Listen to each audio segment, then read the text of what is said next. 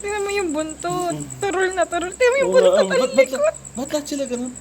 Ba't sabay-sabay sila nagtitirik at tumitirik ang buntot? Ano kaya ibig sabihin nun?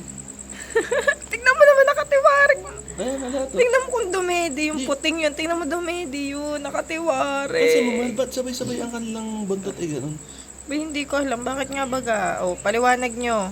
Sino makakapagpaliwanag bakit yung buntot nila? Ang lilikot habang natin. Mas mahaba yung buntot na rin isang brown na are.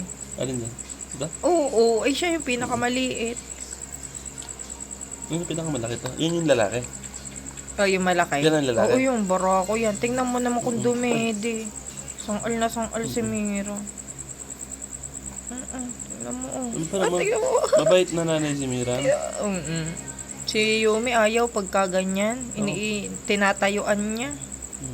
Tatayo yun pag nabibisit. Pero tataba ng anak niya si Yumi. Nagtitiwarik. Hindi kasi ano siya, parang siyang tumboy siya na ano siya, napilitan lang mag-anak. Ano? Si Yumi. Tumboy nga yung asong yun. Lenny. Di ba si Yumi, tumboy yun, na napilitan lang mag-anak?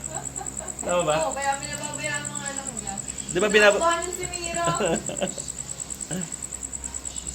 Meron din pala tumboy na aso. Ano?